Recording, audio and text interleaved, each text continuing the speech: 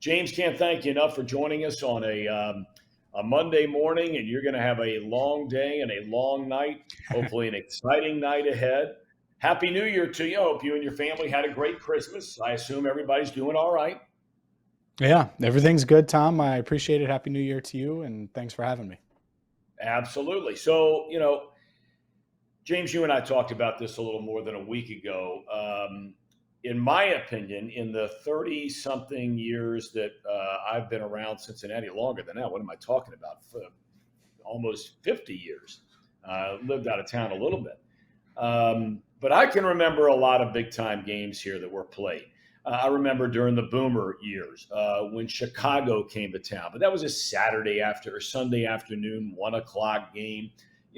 Clearly there have been some highly anticipated regular season games here in Cincinnati. I can't remember, maybe I'm wrong. I can't remember one more hyped up than this one tonight. Can you?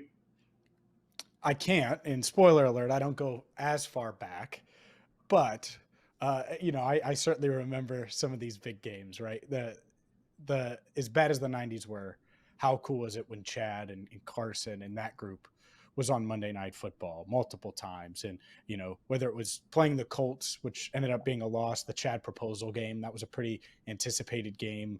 Peyton Manning and Marvin Harrison versus Chad and Carson and TJ. So that was a big one. Obviously, you have some playoff games that were super exciting, but from a regular season standpoint, I don't think there's one. I think this is the biggest, most anticipated game in the history of Paycor Stadium. And a lot of times we get excited and we're saying things in the moment and all of those things. No, I think that holds true. And part of it is because of the records, and you'll see that from national media today and all of those things. It's a historic Monday Night Football matchup, all of those things. The other part is these Bengals are really good and they're cool. Yeah. They're fun to root for. And, Joe Burrow, a lot of people love him and some people dislike him, but it's because they don't have him on their team. Jamar Chase is one of the most likable players in the NFL. And so when you combine that with another team in Buffalo who 5 years ago dreamt of being in this position, much like the Bengals, these two teams are easy to root for. I think it's a heck of a matchup. I'm excited to see it for sure. All right, let's start with injuries. Who do you suspect is going to play tonight that we did not think would play? And is there anybody that's not going to play that we thought was going to play? Hayden Hurst is going to play, and we thought he was going to play. So we'll get the softballs out of the way first. The tough one, and I'm not afraid to say I don't know. I don't know about Sam Hubbard because I talked to him on Friday. All the days are weird with the longer week. On Friday, and it sounded like, if I had to read between the tea leaves, that he wasn't going to play. But unlike Hayden Hurst last week, where they ruled him out a day later after Zach Taylor was kind of coy about things, they haven't done that. And they called him a game time decision. And maybe they're just playing games behind the scenes and trying to make sure that the Bills have to prepare for Sam Hubbard. But we know how important this game is. We know what's on the line. Now we certainly know they can win the North tonight and control their own destiny and make a decision on what they do against the Ravens next Sunday if they win tonight. So there's a lot of advantages to handling business tonight. So it wouldn't shock me one bit if Sam Hubbard plays, because we've seen a lot of guys on this team play. At the same time, if I had to lean, I lean towards him not playing. We'll see, though, because I'm not going to lie to you, Tom. I'm guessing here. I'm not sure if he's going to suit up or not. But look, I mean, I think a lot of people, James, when you get down the end of the day, sometimes doctors included. I mean, doctors will remind you all the time. While many of us think they are God and can play God, they can't. And sometimes there are just things they don't know. And perhaps that's where we are right now with Hubbard. Is there a matchup, whether it's player against player or players against players or unit against unit? If there's one or two of those you see, at least right now on paper, and nobody has a crystal ball, that could be the determining factor in this game, you would say they or would be what? Well, I think that this Bengals wide receiver unit, and I'll make it a little bigger, the skill players. So I'll add Hayden Hurst, Joe Mixon, Samaje Perine. Especially the receiver group, they were underwhelming last week for the high, as a whole, for the high standards that we have for them. which they should be high. It's a special unit. Yep. They need to be special tonight. If the Bengals are going to win, I find it hard to believe that Jamar Chase, T. Higgins, Tyler Boyd, Joe Mixon, Hayden Hurst, that they can play outside of Hurst the way they did last week and beat this Bills team. I think they need to be dominant. I certainly think they're capable of doing that. And whether it was passes that could have been caught, should have been caught, but weren't caught last week, Joe Burrow threw about 6 touchdowns on paper. And they were tough catches, but he was dropping dimes. So you just want him to play the way he played last week outside of the pick 6. That was on him. Outside of the pick 6. You need these receivers to probably have their best game of the season. You know, I talked about it on Locked On Bengals on our preview show. Jamar Chase hasn't had a 200-yard game this year. Hasn't had a 150-yard game this year. 200's a lot to ask for any receiver, but $150, I think that's kind of in the realm of where you need him to be, especially when you look at this Bills team. They struggle to tackle. Jamar Chase, hard to tackle. So they should be able to get some yards after catch as well. So that's one. And then the obvious one, Isaiah Prince at right tackle. How does he hold up against a former first-round pick from a year ago, Gregory Rousseau, who's came on and played pretty well with Von Miller out? That's a huge, huge matchup. And if he can hold up there, if this Bengals offensive line can hold up, I think this offense is going to be able to score with the Bills, no doubt. You know, one trait of Zach Taylor that he's not going to come out and he's not going to not throw a guy under the bus. I don't mean it that way, but I mean he's not going to get into certain decisions that might reveal shortcomings about certain players and or their talents. Okay, at the end of the day, you're able to talk to people being in that locker room every day. Why the move to Prince? At the end of the day, Prince is starting this week because they clearly trust him more. And he took a ton of reps at tackle, right tackle last year. And we know that started in the Super Bowl for them. And it's unique because it surprised me. I think it surprised everybody. Everyone expected Hakeem Adeniji. But if I would have said this in July before he injured that arm of his, that wrist of his, Isaiah Prince I'm talking about, it wasn't surprising. He was the third tackle, and that was their option. But he got injured, and so then they had to try other guys. We've seen Hakeem Adeniji play that extra tackle role, and that's going to be his role tonight. That doesn't really change much for him.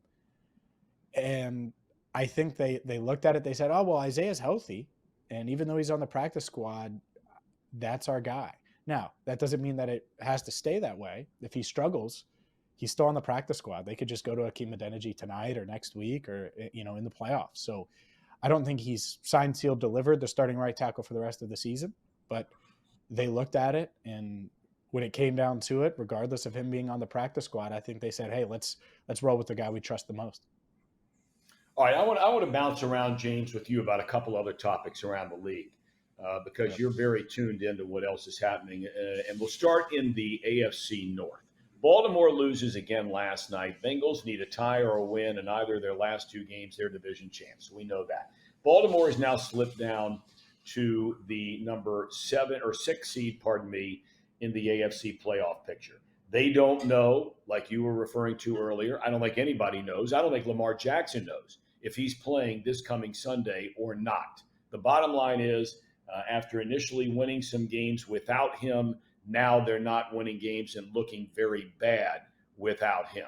Does this enhance his chances of being signed to a long-term contract in Baltimore, or because it's now, 2 or 3 times over the last 4 years, he's hurt and missing a lot of time, is that all of a sudden going to cost him maybe getting a long-term contract? How do you see that playing out? To me, that's a tough spot to be in Baltimore. It is. And I think Baltimore, one, they're not going to win the Super Bowl with Lamar, without Lamar. And so they need to look in the mirror and decide, what do we want to be? Do we want to be this option team that runs it and has a really good tight end and wins with defense? And all of that sounds good until you look around the league and you see Joe Burrow in your division, Josh Allen, who can throw it all over the field, Patrick Mahomes. guys that are, Justin Herbert, put him in there. I'd throw Deshaun Watson in that group. I mean, even though he has not played Yeah. well since coming back, I mean, next year you got to believe he's going to be back to being the player he wants, or at least a chance. Yes, for sure. And so when we last saw Deshaun, he was better than what you had. Last saw him with Houston playing at his elite level. And so I think that's the part of it. Do you want to keep this construction? And so they have two options. One, pay Lamar and build around him like you would build around a more traditional quarterback and see if that works, which I'm not saying Lamar is Jalen Hurts, but the Eagles went and got A.J. Brown for Jalen Hurts, and guess what? It's helped them a lot this year. Devontae Smith as well, right? You invest in weapons, it matters. So we haven't seen them do that around Lamar Jackson. That's what I would have done years ago, and I've talked about. And maybe it's hard to get receivers there. So if that's the case, then maybe you do decide to move on. And there are going to be some veteran quarterbacks out there, to bridge the gap, so to speak. It's not like you just have to draft one. You could go that route if you want to. But what's Lamar worth at this point from a trade value standpoint? I think Miami would give up a lot. I think Atlanta would give up a lot. I think there are teams out there that would be in on Lamar Jackson. And so if they want out, if they don't think this is the blueprint long term, I think the injuries now, back to back to back years in and out of the lineup, that gives them an out. So it's kind of their call. And it's going to be really, really interesting. You're right, because Lamar Jackson, former NFL MVP, hard to give up on him. At the same time, it might be worth it to turn the page and bring someone else in that they believe in more, if they don't believe in putting weapons around Lamar, or you just invest in those weapons and see if that works. Circling back for a minute to Josh Allen, and this has nothing to, well, I guess you could say it has everything to do with playing the Bengals tonight, because they're playing the Bengals tonight. But when I started really looking into some of his stats, and I've always kind of felt, and I've said it on this show, that I think he gets very sloppy with the ball, just watching their games. I did not realize he had thrown 13 interceptions. I did not realize he's fumbled the ball 13 times. Now, he's lost 5 of the 13. But he's put the ball on the deck or into opponents' hands, potentially, 26 times this year, 18 for sure. I don't know how you put the guy. He's a dynamic player. He's got all kinds of tools. He can do a lot of things that most guys can't do. But I just don't know how you put this guy in the same category as Mahomes and Burrow. Am I way out of left field in saying that? It's all about personal preference, much like the conversation we were having with about Lamar. Do you want the guy that can throw it 3 miles and make every throw, every highlight play, everything? There's things that Josh Allen can do that Joe Burrow just can't do. Throws off platform that Joe Burrow won't make. And a lot of people see those things. And, I bet you if you polled nationally, most people would say Josh Allen. They would take Josh Allen over Joe Burrow. If you took a national poll from casual NFL fans on up to diehards and statisticians, all of the above. But I agree with you. I think the turnovers, that's one element of tonight where you look at it and you say, all right, much like Brett Favre back in the day, he's going to give you a couple chances. And you have to take advantage of those chances because he's so talented and he's tough to bring down, and it could be 3rd and 18 and he could run for 21 or throw for 31. And that's realistic. That wouldn't be crazy. That's a normal Josh Allen play. He's also going to give you a few shots, and you have to take advantage of those in games like this. So he should be, to me, he's in that conversation. He's in that realm. But would I take Mahomes over Allen? Absolutely. And if you think I'm going to come on here and say I would take Allen over Burrow, well, I'm not saying that either. So, I think it's he's right where he needs to be. In Burrow, it's a perfect fit here in Cincinnati for sure. Now, look, somebody on the chat brings up the point, said, look, Burrow's fumbled it 5 times, lost 2. That's a significant difference between 13 and 5. And Burrow has thrown 1 fewer interception so far this year than Allen. But the last thing he also threw so many. He also threw so many in week 1 that, and if you look back, right. I was going through. Exactly. I was deleting. And I was deleting some videos just to clear up some space and back from week 1. And I was like, oh man, like we knew he lost weight, but when you look at him now versus just looking back then, it's like, oh man, he still wasn't the Joe Burrow we know today, no doubt. Well, those are 5 picks, or 4 picks and a fumble, right? From week 1, if I remember that. I mean, that's insane. Yep. Okay, the last thing I want to ask you about, because I think it is unbelievable what's going on in San Francisco. This Brock Purdy, I mean, and not just him. We can talk about him in a second. But when you look at their team, they start the season with Trey Lance. And again, I just try to put this into perspective of if it was your team, whoever your team is, and for many of us, it's the Bengals. Okay, if the Bengals would have started this season, you help me because you know who the third quarterback is. I have no idea. If you started the year with Joe Burrow, then you went to Brandon Allen, who I think is one of the worst backup quarterbacks in the league. You didn't say that. I said that. Now you go to the number 3. Who would be the number 3 guy for the Bengals? Jake Browning. Okay. The kid out of Washington, right? Yeah. Yep. Okay. All right. All of a sudden, this Purdy guy, I mean, they've won 9 in a row. They went from Trey Lance to Jimmy Garoppolo to now this guy, as everybody knows, Mr. Irrelevant, last guy picked in the draft. And they, for the first time, learned something about him yesterday, where the only snaps he had taken in his career when the 49ers were behind in the fourth quarter is when he was filling in for Garoppolo when they were getting their tails kicked. Well, now all of a sudden yesterday he comes in, or he's in the game, they're down, brings him back, wins it in overtime. I think right now that's the best team in the league. You agree or disagree? I think they're playing like it. Would I pick them to win the Super Bowl? No. Because if you think I'm picking Brock Purdy, even though it's a really good roster, right, over Patrick Mahomes or Joe Burrow or Josh Allen, I can't do it. And I think it's going to be one of those 3 teams in the Super Bowl from the AFC. So they're playing great. I would love to see Bengals 49ers round 3. Almost got it last year. I thought the Bengals would have won it then. We'll see if we get it this year. But yeah, I do think that as of right now, out of the NFC, hard to doubt them. And now they could stumble into the 1 seed. Yeah, I know.